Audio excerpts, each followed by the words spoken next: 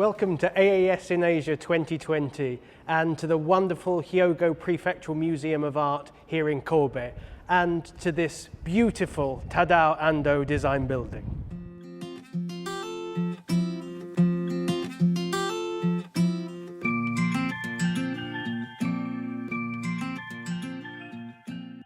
Okay, thank you very much for joining us today for this interview and special session with Dr Yutaka Mino at the Hyogo Prefectural Museum of Art. Dr Mino is the director of this wonderful art museum here in Kobe, and we'd like to welcome him. Welcome, Dr Mino. Thank you for inviting me. Thank you very much for sparing the time to speak to us today, because I know that we were hoping to welcome people to the AAS 2020 conference in person to the museum, and we were hoping to show them around, but because of the situation of COVID, we've been unfortunately in a situation where that's not possible, but we thought, what's the next best thing? And that is to bring you to the world and to bring the museum a bit to the world. Thank you so much, and I really welcome you to come here, and also I'm very much appreciate for your effort to showing our museum, and also people who really like to see the great Ando building. And I wish I can take people to see the right now, but we can't, but we're going to do the next best thing. Now, the first thing I'd like to start off in this interview or conversation really is by asking you a bit about your career, because you've had quite a long career, if you don't mind me saying, in art and in public art. Perhaps you can let us know, how did you begin, how did you get interested in art, and then take us through your career a bit. Okay. First of all, I have to talk about my family. My father is antique dealer, especially Japanese tea ceremony materials. And that means even I was small, always, guests coming to my house, and we invited people for dinner and all the tea. And I really had a chance to meet people who are incredible established people. Not so that was quite formative. Right, very formative, but usually I was helping to not clean the house, but usually I give, before a guest come, I have to the water, into the gardens, or because a good way to invite people. So that's an appreciation of aesthetic. Right. Especially like this kind of very hot summer time is to have all water on the gardens, which really feel very welcome. So this is sort of the beginning of your interest in aesthetic and art, and then where did you go to university and what did you study at university? Because my father introduced me the great Japanese art professor, the Hyogo. And since then, I always want to go Hyogo University to study under him. And that is really big interest. To start with my career, but especially I was in, I believe, a junior high. Went to like a field trip from school to see the masterpieces from Louvre in France. That was a really, especially to me, is intriguing, And I saw, very strange, I saw some of the painting, and I really fall in love European painting, especially French, And since then, I already decided maybe I should be this field, to be an art historian, or maybe I'll be to work for the museum as a curator. Okay. Yeah. So that was like the early things, the early sort of dirt in the oyster that led you to sort of develop this interest more. You then went to university at Keio. You studied art history there, and then what happened after that? Yeah, I really want to go to U.S., one of the major museums like Smithsonian in Washington. It's called Freer Gallery, which is concentrate, collect Asian art, very famous museum. I really want to go to work for and talk to several people. And one of the professors told me that you should know more about Japan before you leave Japan, and you should know more about Japanese culture, history. And I thought maybe I should work for some dealer, especially Chinese art and Japanese art. And fortunately, the owner of the shop in Nihonbashi in Tokyo, it's called Kochuka, it's a very famous shop. And he thought that maybe I should come as a graduate school, you know. Okay. I don't know how long I'm going to be work for him, but eventually I have to go back to probably work for my father's shop. But I went there 3.5. But before that, when I was in junior college, fortunately, I was joined the excavation group in Cairo, outside of Cairo, called Fustat. In Egypt? Egypt, where they've discovered many Chinese ceramics. You know, the only fragment, it's nothing, you know, intact. But was this your first experience of excavation and of doing it yourself, if you like? Wow, that was, you know, just eye-opening. When you get there, then you can see the distance, the pyramid, the Giza pyramid, we can see it. And then the other side, you see the big modern town, Cairo. And Fustat was from the 9th century up to when the crusade came and then destroyed the whole Fustat. Because they don't want the crusade soldier to destroy it. They really want themselves to destroy. Right, okay. Yeah, this very famous site in Fustat. Wow. They found, because at that time it was very powerful empire probably. And they had the best, all the pieces where they bought from China. And every piece is so great, But it's only a fragment because they break everything up. And just like but kind of romantic, you see great Chinese ceramics fragment. And they say in Egypt, that's such far away. And because that was, I don't know why I did, but I really wanted to leave Japan. I really always want to be, to study outside Japan. And when found out this excavation, that project, and I went to the leader of the excavation. It's called Fujio Koyama. It's a very well-known Chinese ceramics world. And he's not just famous for Japan, it's a world-famous scholar. I never met him before. And I asked my father to introduce me. And I went to see him.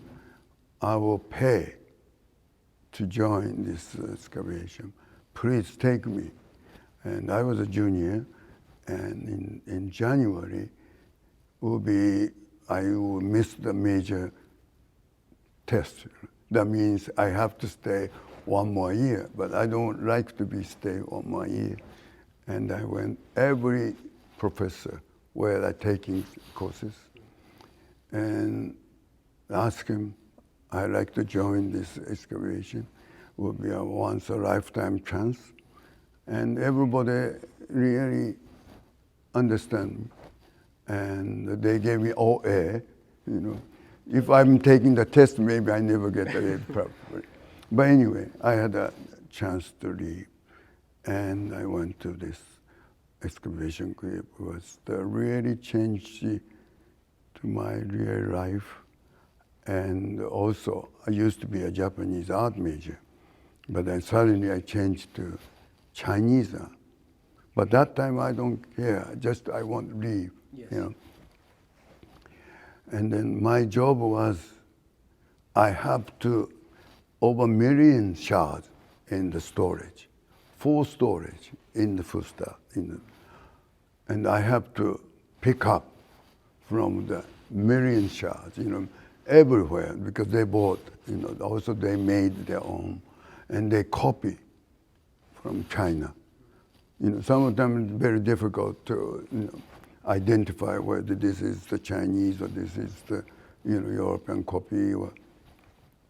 My job was just pick up from that 1 million shards. It was terrible because, you know, when you're taking amount of the shards, and we have to take maybe your, you know, the eye level, you know, pick up. Then of course suddenly coming down to you. But you know, there's the grades, Chinese ceramic, every grade is like a glass. It's very sharp. You can cut it very easy. Because every piece is a broken pieces, right? And also, 100 years, you know, shards and come down to me, you know, my face, everywhere, so black, you know. But I was really work hard, and I pick up so many. And the professor was so appreciated, because I take all the shards into show to him, right? If I pick up the tan ceramics, he said he will give me $100, right? And if I make, you know, the great shard, he give me $100. I'm trying to finding all these great shards. And I don't remember how many shards I pick up the Chinese, but included, I was surprised, Japanese, Kakiemun, Arita, I couldn't believe. You know, they're also... So in Egypt, you found some Japanese pottery as well as Chinese? Century, yes. Okay. From 9th century on. But it's every piece is a masterpiece. Really good. Must be they had so much money, they buy, and they like to copy. Right? But they cannot fire such high temperature, you know, porcelain is very, about maybe 1,300 maybe degrees, almost to nearly. But they don't have the kind of trees to burn, you know, and only they can make very software. They cannot fire the higher temperature. They can make a porcelains. But it's a very good copy they made. But it's when I was finding great Chinese celadons and whitewares and even the blue and white, you know, late, early Ming, 15th century. It's amazing sight for almost 2 months. So this was clearly something, this excavation, which allowed you to do something really extraordinary at a young age. And then you went on to Harvard afterwards? Yes, but beforehand, I was really under Professor Koyama. Okay.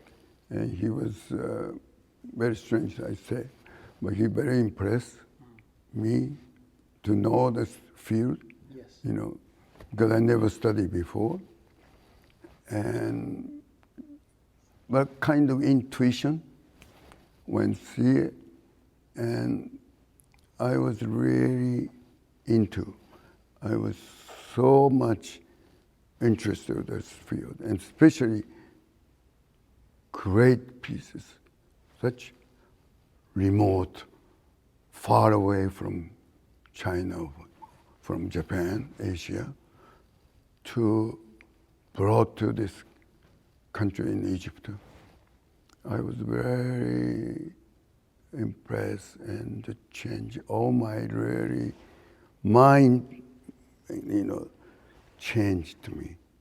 And then Professor Koyama, afterwards, 2 months, we pay you, please go out to see the museum in Europe and the US, in Canada.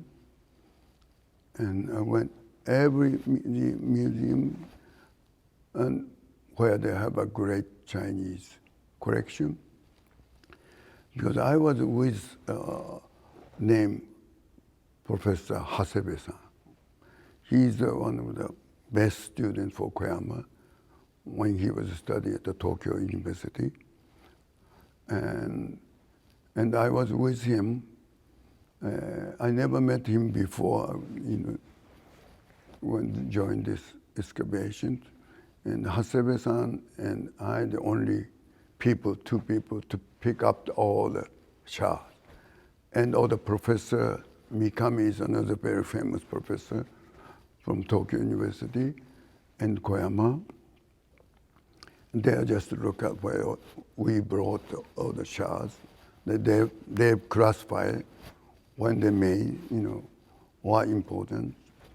And we just bring shards to them, great professor Koyama and Mikami. And with Hasebe, we become 4 months together. We share the rooms. We got to know well. And they really interesting stories. When I was giving a commencement speech at Keio, and I told a student this story. And Koyama-san, that time in 1964, in January, and for 2 months we were in Egypt. They traveled to Europe and America, and we came back in almost end of the April, May. They all pay by, Idemitsu, corporation. They pay me back. And there was, Hasebe-san and I, we were so close. We really looking at ceramics together for 2 months in Europe and America. And they sent me cash, $500 US. That time was dollar for $3.65, but maybe, yeah. It's big money in 1964. I was so happy to keep this money, and then maybe someday I'm going back to study in US. And every day I see this $500 US. And Hasebe-san saw it. He knows I was so intrigued about this dollars. And end trip was in Hawaii. And we went everywhere, right, in the travel. And I was so happy to be, always dreamed to be, in Hawaii. But one day I was so bored. I'm so stupid. Why I'm in Hawaii? And then I came back to my room in the hotel and opened up my suitcase. Gone. $500 cash was gone. I was so shocked. But that time you cannot leave in Japan, over 500 yen, dollars, 500. And I cannot tell the police, why I have a 500. I ordered 4 months trip, it should be, it's gone. And I couldn't report it because I couldn't speak English to begin with.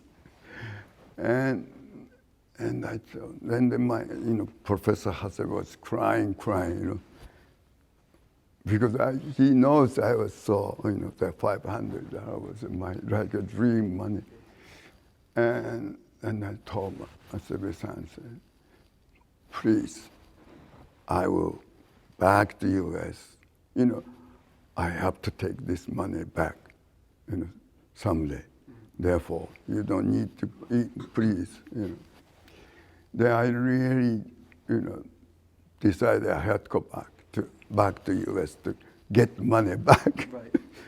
Yeah, and I told that at the commencement speech at the cable. How you lost the money. Right, Money I did, stolen. yeah. But took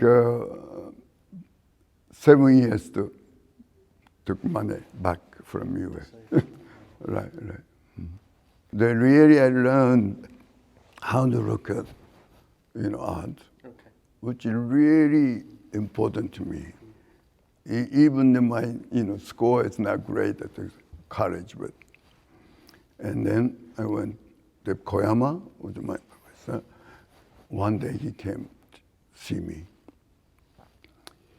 Are you interested to go to Canada at the called Royal Ontario Museum in Toronto, where after excavation, we went also see the Chinese collection. I know, great collection. Of course, I was jumping. Oh yes, I got this chance. And I told the owner of the shop in Kochukyo, I like to leave and I'm to work for Canada. That's why I left Japan immediately. At that time, I didn't tell my father. I will be back, right? But I didn't tell I will stay for many years. And I couldn't, and I left. And then I worked for 2 years. And really, I liked the job. And So this was as a curator, correct? Curator, Okay. assistant, regular curator, assistant, right? Only 2 years.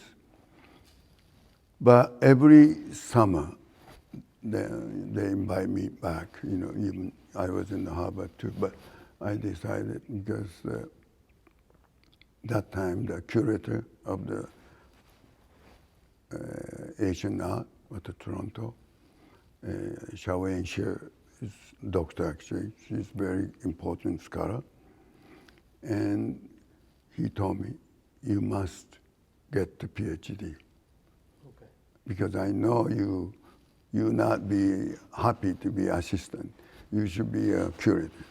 If you want to be a curator, you must get the PhD."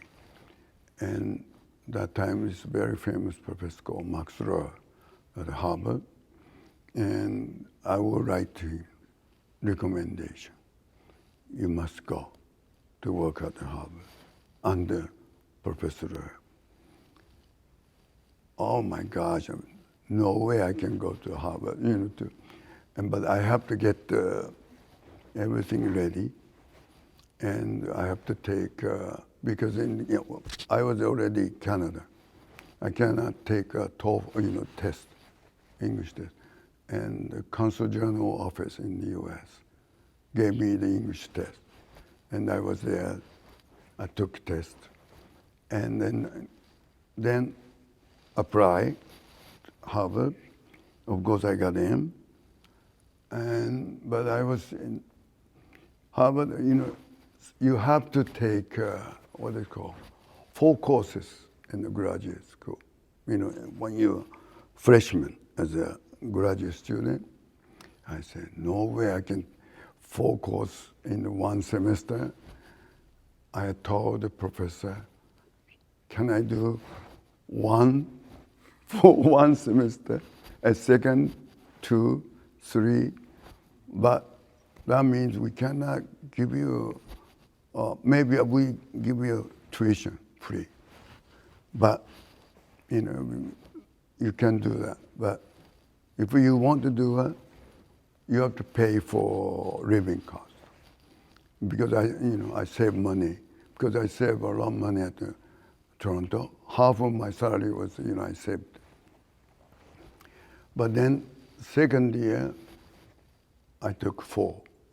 Then I thought that really important decision I made. If I took 4, maybe I fail probably. And they call, step by step. That is really, I told the student commencement, what I did was I was a graduate school at Harvard. That decision I made, because I know myself.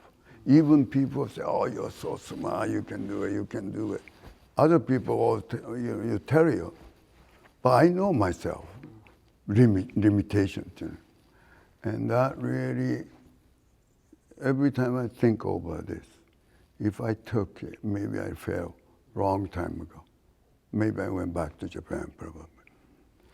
And that really hard, but every time, because only one course, right?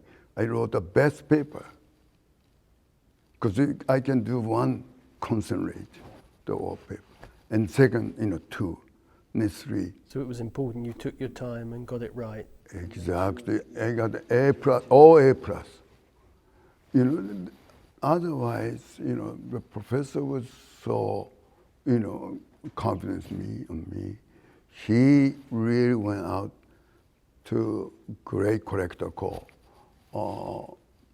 It's New York.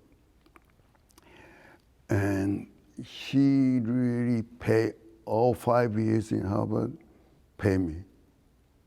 Because Professor Ra told him, because he's always giving a piece to Harvard for donations.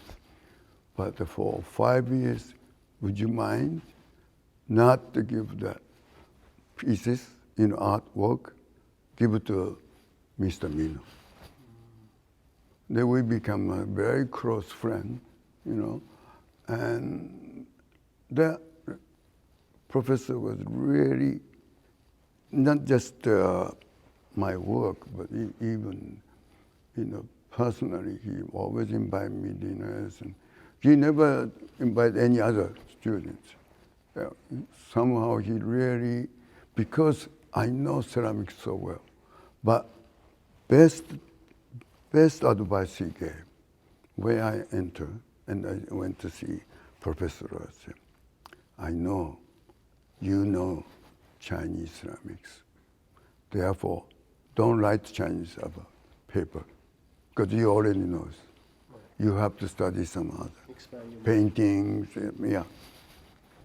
That really, otherwise I never get the job as a curator of Asian art. Because I took many courses, not just, I never wrote ceramics papers. That great advice. But he was always confident on me. Therefore, he can, because I did everything what he told. And the last times it was difficult was, because at Harvard, you have to take, I'm Japanese, but I'm studying in the U.S. English is that, it's not a foreign language. You have to have a French or German. Wow. You have to take the most of the Asian students really fail language tests. Not English, but it's. And I told that everything I went finish general exam, and now about to write to PhD thesis. The office called me, Mr. Mino, we found out you haven't have a, score for the foreign language course. You must have this. Oh, then I went to the professor. I got a call from office. I have to take German or French test. I don't know what to do. Okay, you just go to library, pick up some German book, the book which you really like to know. Of course, I choose the Chinese ceramics, written by German scholar. I brought to the professor. Okay, we should read together. Maybe twice a week he come office. I go there for an hour. We talk. read together. And he was also examiner, right, German, because he's a German professor. And maybe people think they are cheating me. No, he was, I don't know what to thanks to him. But all other colleagues were so jealous. Can you imagine such famous professor teaching me German? Yeah. Well, that's clearly because he saw the importance of getting you through and getting you graduated. Mm-hmm. So after Harvard, you go to... First job was Montreal. To Montreal. And what are you doing in Montreal? As a curator. Finally, I got the full, curator of Asian art. Okay. Yeah. And then, as you know, the French was, when I was there, was big changing. Because Quebecois was moving.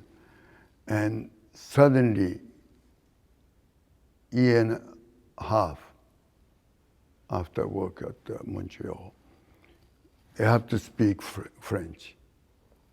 All the meeting, no English, And every speech, you have to speak French, Of course, all my colleagues, translate me, help me for the meetings. And everything I memorized, when you give a speech for the show. Everybody thought I speak so well, everybody coming up to me, friend, to give a question, and I can't answer. But anyway, and then the Mr. Falk, who really helped me, my, living cost, pay. And he found a job for me in Indianapolis in the U.S. Was looking for Asian art curators. I think you should interview, you should go. And then, of course, I went to interviews. Of course, they gave me a job. In Indianapolis? Indianapolis. Okay. And for 8 years there. And then finally I did, when I wrote the thesis on Chinese ceramics called Suture Ware, and I wanted to do a show, and I did a big show, and I invited Max Schroer for the keynote speaker, and I still kept a wonderful letter from the letter, said Dr. Mino. He called me the first time, Dr. Mino, wonderful, he was so happy to see the show was great, and the catalog was great, and that letter is my really treasure. I always have it. Mm. And so Indianapolis, you're a curator there. What happens after Indianapolis? And then I was a guest curator. They invited me. When Film Museum in Chicago had a big Shanghai masterpiece from Shanghai Museum, didn't have someone to take care of this the shop, not the shop. And then the director from Film Museum called me. Would you mind to be a guest curator? For 6 months, I have to live in Chicago. That's why I got to know Chicago. Okay. What does it take to be a good curator? Is there a way in which one develops a sense of what one wants to achieve as a curator? Yeah, depend on where you are, as a curator in the museum. When you are in North America, like Canada or US, yes, very important thing is you have to know knowledge. You know the Asian art well, but you have to raise money. Like I was in Chicago. I like to do this kind of show, such year. Then there were big committees. Wow, good, do it. But they're not giving me money. You have to raise money. You have to go out and get the money yourself. Right. Also, problem is, you know, some of the corporation every year they give huge monies in the U.S. You know, because it's good tax deductions, of course, and that problem was in the U.S. or Chicago. Just for example, Chicago. I cannot go after the company who are already giving to the art institute. Okay. Because they are depend on all the museums. A corporation give million US dollars every year. B million. But if I go A corporation, would you mind help me for my show? Yes, very happy. But this year, not give the art institute, but you give me for million. That means you going to do in Indirect competition with right, your own gallery. right. That means I have to go after. There's nothing to do with art before. Okay. So being curator, then you've done Toronto, then Montreal, Montreal. then Indianapolis, then you guest in Chicago. Then full professor. I mean, the curator at the Art Institute was, but the lady who made a fortune at Montreal, and she's the one helped 5 years for my pay. Otherwise, you already have a curator there, you know, to hire me, another curator over there, and the lady pay 5 years my salaries before he left. Okay. And when do you come back to Japan, or what brings you back to Japan? First of all, my father is getting old, and he won't give all his collection to the museum, because I told him maybe we should make a museum, private museum in Kamakura. And that's a big reason I want. Also, I haven't been back to almost 30 years, you know. But of course, the city of, you know, mayor, Osaka. In that time, Chicago and Osaka were the sister cities. And because I met many people from, you know, Chicago, I mean, in Osaka. And I got to know mayor well, and the mayor wanted me to help because getting very fewer and fewer for the audience, for the Osaka Municipal Museum. Really want me to help. I don't know, but that really, I really like museum work, and I think this is a great chance for me. It's also the Osaka Municipal Museum has one of the great Chinese painting collection. And when I was studying at Harvard, Professor always used the major paintings from Osaka Municipal Museum collections. And it was one of the dream if I work for, that's a great collection. And Osaka Municipal is a wonderful, especially Chinese painting collection. Okay, so the collection itself was very strong. Very but was it presented in a way that was accessible? Because there's not many people go, and probably less than 500,000 people, you know, and usually maybe 200 or 300,000 a year. And I like to change, of course. And you have to change from the Asian art. I brought a Bambino show. That made change because 600,000 people came for the show, 2.5 months, and they really changed the whole town.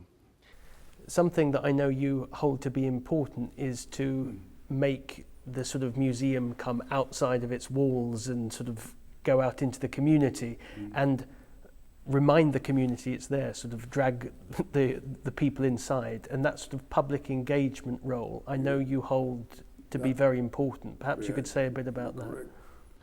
Because this is the only way, because most of the museum in Japan, no communication with town people or local, government, or because nobody go out. They only stay in the museum, just to work, organize show and inside. Nothing go out. Because they don't know what's going on, what the curators do. Most of the people in Japan, they have no idea what the curator's job. And this, I told the people before I brought to the Bamiya show, because nobody knows who's Bamiya to begin with. Now everybody in Japan, Bamiya is. But that time it's nobody. Even the government people, even mayor, vice mayors and all the people. So who is the Bamiya? So it's to educate and then to excite about this difference, right, and bringing it in. What the way I did to, because Bamiya was one of the Japanese love impressions, not just Japanese people in the U.S. or in Europe and the whole world. They like impressionist painting. But all the major impressionists, Van Gogh, Renoir, or Monet, these are really respect Bamiya, really learn from Bamiya. This is the key. I want it. You all like impression. You like Monet, but Monet, everybody really respect this Bamiya. This is the teacher. Because you must see the teacher's painting before you go into the impressionist. That's what I told. But the way, how do you bring people, not just Bamiya's posters, nobody come. For example, I did the major station like Tennoji, all major. Not just one painting posters. I told the same, that the poster I have to bring 5 together. Then the people look. Just people eye open again. If you see one poster, it's not eye open. If you suddenly 5 same posters there, you have to see it. That's just for example, I'm just telling you. And I told her, if people come to the museum, will be, all the shop or restaurants or department store, or more people come to you. But nobody believed it. Even I told them. Same way I did at the Kanazawa too. You have to went out and give a talk. Any meeting I went there. But once when you open this, people line up. People were 2 hours, 3 hours waiting. They're so hungry. Yes, right. So, and also you knew that what you were selling or your product was obviously something incredibly strong and compelling. Yes, but the important part is you have to be believing yourself. You can do it. If you don't have a confidence in yourself, I always think it was. You have to have an overarching sort of vision that you want to bring together, and then you have to convey that to. You just said the vision. Yes. but the vision, not mission or dream.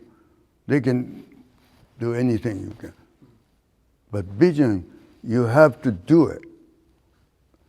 Otherwise, it's not your visions, right? You have to complete your what you want to do. But really, I was really almost, because if not many people, because it spent so much money for the Vermeer. I got $3 million US, for this show. This is city, but the city is normal, not the budget. This is a different budget. Separate budget to make it work. Because I have to tell the mayor, vice mayor, everyone, I need money, otherwise we cannot. Because I believe there will be over 500,000 people will come. They will pay off, right? But nobody believe who is the Vermeer. And I was, tell people who it is and then create that. Yes, we have every week I get together, talk, what to do, every week. And that, because I was very serious. If I didn't bring it, 500,000, I will be out, right? Because I got the $3 million, the money. And I really told them, I must bring this. Please give me that money.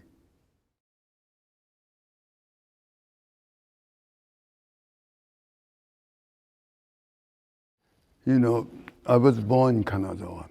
I always want to do something for the city. One day, the mayor of Kanazawa came to see me. Somehow, he really took Tokyo and took Shinkansen to Osaka instead of just come straight to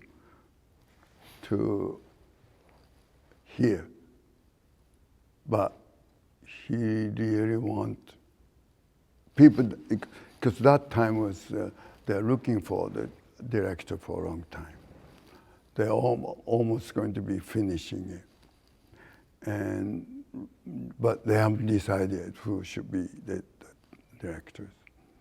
And he came to see me in Osaka. I was already have a job, and the mayor didn't like to be leaving, me to leave. Okay, but I like to do something for Kanazawa, because that way will help my family, because father come from Kanazawa, and I was born in Kanazawa, but only a few months in Kanazawa.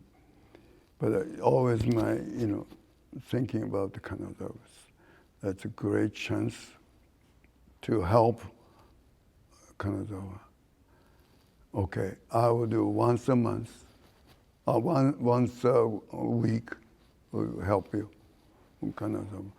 The year and a half before the actual opening, they invite me to come as the director, for the new director for the 21st centuries. And that was a tough job for me, and because, as you know, Kanazawa was no bombing, very rare, one of the city. Kanazawa, Kamakura, Kyoto, Nara was U.S. didn't bomb. And because people are very old-fashioned, and they have all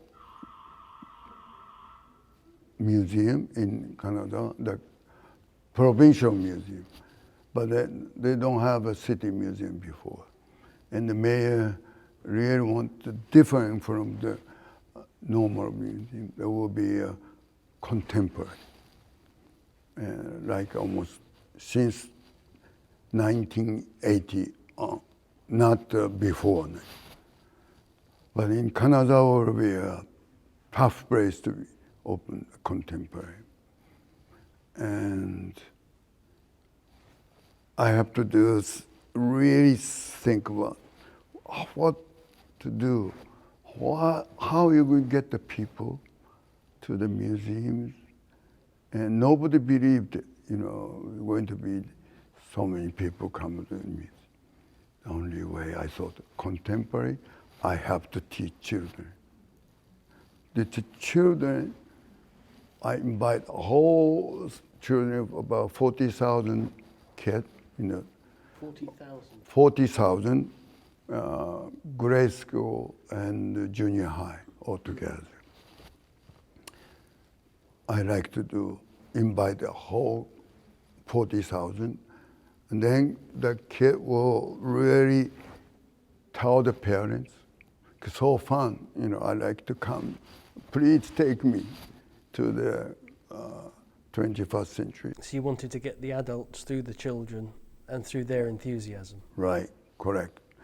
And this is the only way I can do it. And I told the mayor, I want to invite the whole kid, and also please, because over 3,000 people involved for the building, to build the new museum.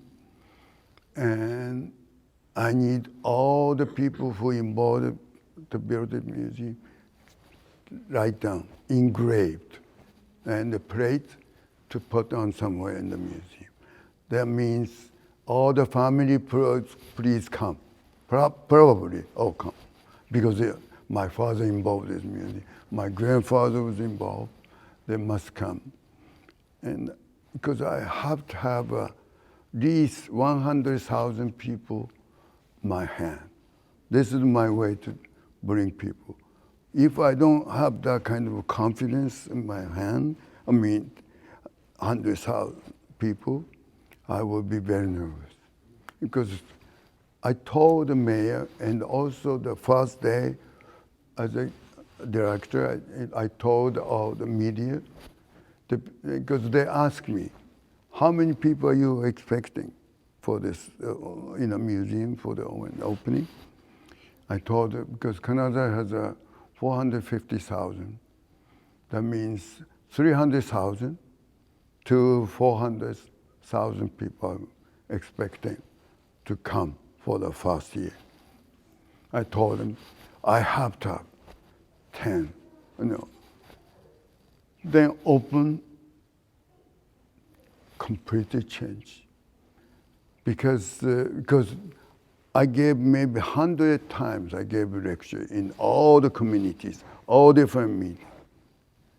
Because after the opening for the new museum, there were many people who come to your shop, buy, because all over the world come, because of the building is important, because because Sejima and Nishizawa, really young architect with incredible building they built, and the location is great, and of course I was very nervous before, and once you open, completely changed, 1.5 million people. Now the 250 people, million. It's more than Tokyo. But this coronavirus changed it. But you were able to turn it into a destination museum, and therefore underline its importance within the community and to the local economy as well. So now I'd like to talk about the place we're sitting in, the museum we're sitting in, and this is the Hyogo Prefectural Museum of Art, and it sits here in Kobe, by the docks here, and it was built in 2002, and it was part of the redevelopment and reconstruction of Kobe following the 1995 earthquake that was so devastating here.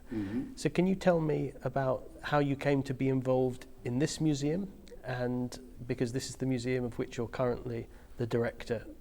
Yes. Because this is, when I was working at Osaka, And then there was the 21st century. But I can't go as a museum, as a director, because I really involved in Canada. But somehow, after I opened Canada, it went very well. And I want to do something else, And then I called my old friend, who is now CEO at big auctioning called Sotheby's. And he always wanted me to come anytime. And please, I might living in New York. I never lived New York. I always my dream to live in it. Not forever, but please come.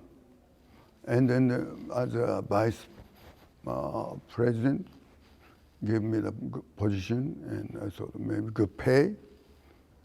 And 3 years I was vice chairman. And then one day, governor of Hyogo, Ido-san, and Tadao Ando, who actually designed or built this Hyogo Prefectural Museum. Please help us to come to be director. And of course, I never work at the Ando-san building, and I always like this museum. And I decided to come. But everybody know why. How do you know the Ando died? I knew Ando in 1980s. When I was a curator at the Art Institute, after 5 years, I wanted to do a big renovation, big space. And first thing I did was the Todaiji show, which over 200,000 people came. The very great, popular shows. And the space I used, it's a big space. And I talked to the director, please, I need this space. Everybody needed this space. But that time, when I was there, was not big space. It didn't have a big space as a big collections. Okay, I raised money, 5 million. And then I would like to complete this space where the Todaiji was shows. But one condition, I like to build Japanese screen gallery, because there were wonderful Japanese screen collection at the Art Institute. But I need Ando-san to design. Just one room, not the whole Asian gallery. And the director was very much like Ando. I introduced Ando before. And we came a couple of times to Japan. We took of course, see a lot of Ando building and Naoshima, of course. And that building, I mean that the screen gallery at the Art Institute was the first building for Ando outside of Japan. That's why, because I met Ando in Japan once, but we don't have any other communication. But since then, I got to know Ando, and Ando did at the screen gallery. It's a very popular gallery, even today. That's how I got to know Ando. And so that's how you got to know him originally. Right. And then he asked you if you'd consider coming here. Right. And when were you brought? So this museum was completed 2002. When did you become director? 2010. 2010. And since then, what are your sort of big achievements since, because that's 10 years in post then? First of all, this area is a very strange place. It's not really downtown because this used to be the steel mill. It's a big Kobe steel mill. And after this, the earthquake in 1995, they got a damage because all the steel mill moved to Kakogawa. And something to do here. Then the provincial government helped, and they bought this place from Kobe Steel, and it's a big space. And asked Ando to design. It's really spent a lot of money for this building. You know, this gigantic, and floor space is almost 2,700. It's a big, one of the biggest, especially in outside Tokyo, I think, museum. It's a space. But they need more people to come. But first thing I have to think about is to be some symbolic things, because it used to be you can see the house through what they call this, the waterway. There were the storage areas. It's very boring area, and the building is like similar kind of, because Ando-san don't want to change probably and I need some symbol and something on the roof I wanted. And I talked to the guy who did the big yellow ducks in Osaka. And I really liked it. And I never met him, and I want to see him in Netherlands, in Holland. And I want him to put something big, anything you want, I invite him to come, and went up the roof, and I took him to zoo. You can choose any animal you like. And he sent me the drawings with this frog. And I showed to the other staff, and one of the ladies' staff, no, I don't like it, do something that's more cute, And the yellow duck is very cute. But I thought, the frog, it's like something that I think European, I don't know, the good meaning, like rebuild or something. And after the earthquake, I thought it's a great thing to have a frog maybe on the roof. And that's why and I also find the name and then announced it in the newspaper. Any name, we are looking for the good name for the frog. Then one of the lady, I think, really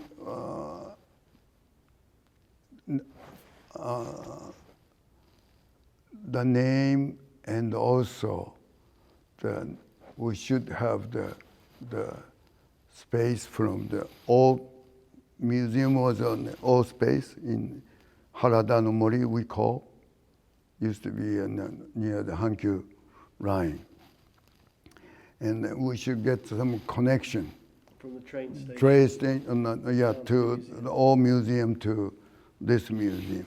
And I talked to the mayor of the city, and because street is owned by city, not provincial government can open. And I met mayor, and I like to call Museum Road. And immediately say it's good. And I got the name.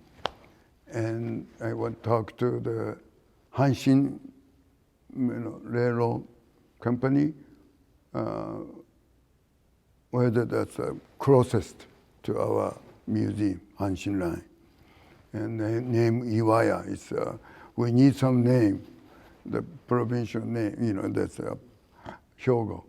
And please add it, it's okay, And then they added Iwaya and Hyogo Prefectural Museum.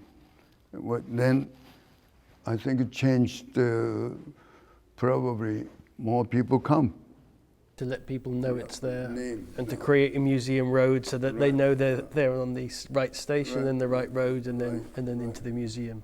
So again, writing the museum into the urban landscape. And now I wanted to, and there was National Road, I think, number 2, it's crossing this museum road. When you come out from the station in Hanshin, and you can see the highways. There were white, empty space, because I need this, put it's a museum road. It had to be Romanized, not, and the kanji is, not fun. To make it welcome. Yeah, international. right. But that was took few years, because we have to talk to the national government and the provincial government. Because you have to have a sample. Some highway has a name, because no advertisement, right? And therefore, very difficult to get the permission. But I found in Roppongi, in Tokyo, there were Roppongi, in Romanized Roppongi. Oh, that's it. I took a picture. Look, they have a, yes. Well, thank you very much for your time, Dr. Mino, and thank you for agreeing to so kindly take part in this conversation. And we'd like to look at some of the things your museum has to offer and go for a little walk around, if you don't mind. Yes, please. I think it will be enjoying, especially the building is great, the Tadao Ando, and where we are talking today is the Ando room. It's a newly opened. It's a year and a half ago almost, and I think many people will enjoy visiting here, and the great view, the great apples over there. Absolutely. Right. Green apple. Absolutely. And we'd like to thank you very much as well for joining us wherever you are in the world. And we do hope at some point you'll be able to come and see this museum with your own eyes. Thanks very much.